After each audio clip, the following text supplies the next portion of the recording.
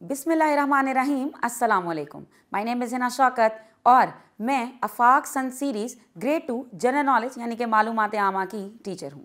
In today's lesson we are going to discuss unit number 14 जो कि है दूसरों की इज्जत करना। इस सबक के 5 SLOs हैं। हम इस सबक में ये समझेंगे कि तमाम इंसान बराबर होते हैं और सबका एहतराम करना चाहिए, और साथ ही साथ ये भी सीखेंगे कि दूसरों की ज़रूरियात, मफादात, आरा और जज्बात का एहतराम भी करना चाहिए। अल्लाह की नज़र में हम सब इंसान बराबर हैं। अगर आप अपने इर्द गिर्द नज़र डालेंगे तो आपको मुख्तलिफ़ तरह के लोग नज़र आएंगे। ये मुख्तलिफ़ लोग आपस में एक दूसरे से मुख्तलिफ हो सकते हैं। हमारी शक्ल मुख्तलिफ हो सकती है, रंग मुख्तलिफ हो सकता है, कद एक दूसरे से मुख्तलिफ हो सकता है, बाज़ औक़ात हमारा लिबास भी एक दूसरे से मुख्तलिफ हो सकता है। लेकिन एक दूसरे से मुख्तलिफ होने के बावजूद अल्लाह ताला की नज़र में तमाम इंसान बराबर हैं। इसीलिए हमें एक दूसरे के साथ इज़्ज़त और एहतराम से पेश आना चाहिए। किसी को भी अपने आप से कमतर नहीं समझना चाहिए। एक दूसरे का ख्याल रखना चाहिए, मिलजुल कर रहना चाहिए और चीज़ें भी मिलजुल कर इस्तेमाल करनी चाहिए। अगर हम मिलजुल कर रहेंगे, अगर हम एक दूसरे की इज़्ज़त करेंगे, एक दूसरे का एहतराम करेंगे, तो इस तरह हम ज़्यादा खुश रह सकते हैं। जो अच्छे बच्चे होते हैं वो अच्छी आदतों के मालिक भी होते हैं, और अच्छी आदतों के मालिक लोग ज़िंदगी में कुछ असूलों पर काम करते हैं।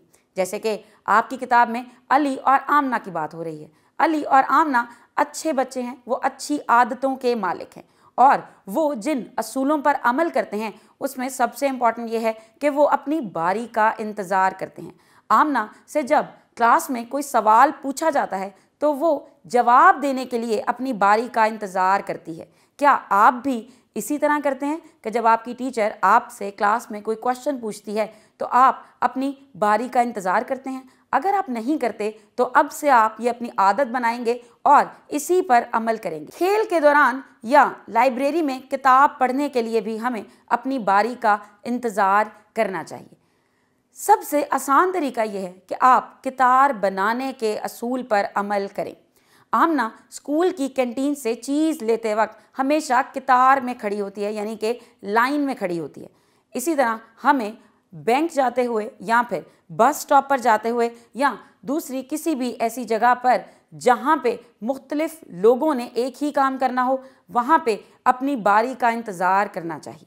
कितार बनाने से हम अपना भी वक्त बचा सकते हैं और दूसरों का वक्त भी बचा सकते हैं। तो अगर आप कैंटीन से कोई चीज़ ख़रीद रहे हैं तो भी आप कितार बनाएंगे। अगर आपने बस पे सवार होना है और बस स्टॉप पर और भी लोग मौजूद हैं तो फिर भी आप कितार बनाएंगे। इससे आपके लिए भी आसानी होगी और दूसरों के लिए भी आसानी होगी।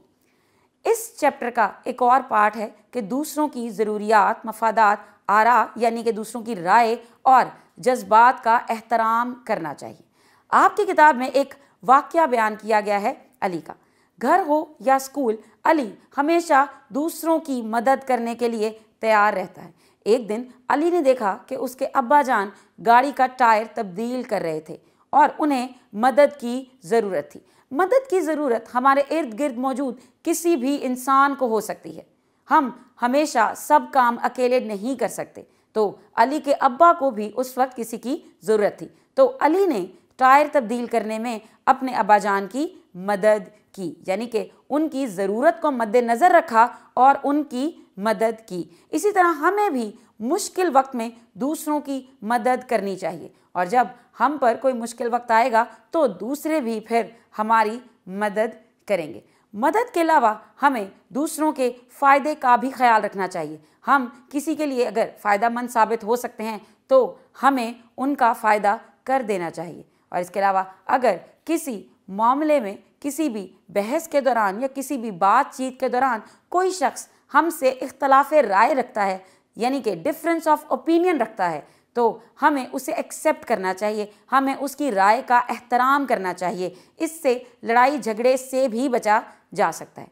सो हमने आज के इस लेक्चर में ये अंडरस्टैंड किया है कि दूसरों की इज्जत करनी चाहिए, क्योंकि अल्लाह की नज़र में सब बराबर हैं, तो हमें भी सब की इक्वल रिस्पेक्ट करनी चाहिए। तो चलिए अब कुछ क्वेश्चंस के आंसर्स कर लेते हैं।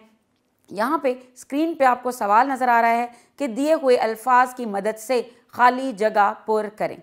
सो फर्स्ट स्टेटमेंट है, हमें एक दूसरे से इज़्ज़त और डैश से पेश आना चाहिए।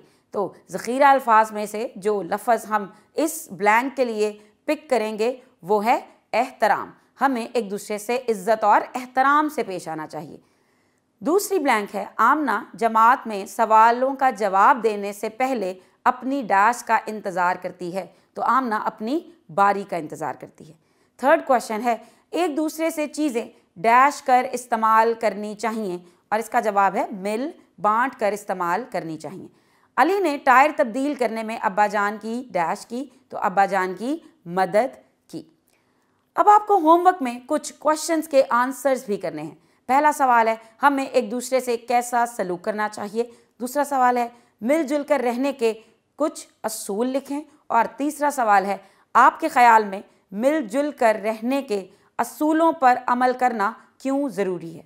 हमने इसी सबक में डिस्कस किया है कुछ असूलों को, जैसे कि अपनी बारी का इंतज़ार करना, जैसे कि कितार बनाना, किसी की ज़रूरत के वक्त उसकी मदद करना। तो आप इस सबक को दोहरा सकते हैं और फिर इन सवालात के जवाबात लिख सकते हैं, या फिर आप अपनी टीचर या फिर पेरेंट्स की हेल्प से भी इन क्वेश्चंस के आंसर्स को लिख सकते हैं। सो हमने आज के इस लेक्चर में दूसरों की इज़्ज़त करना, मदद करना और उनकी ज़रूरियात और उनकी राय का एहतराम करना सीखा है। मुझे उम्मीद है कि इससे आप अपनी रोज़मर्रा की ज़िंदगी में इस्तेमाल भी करेंगे।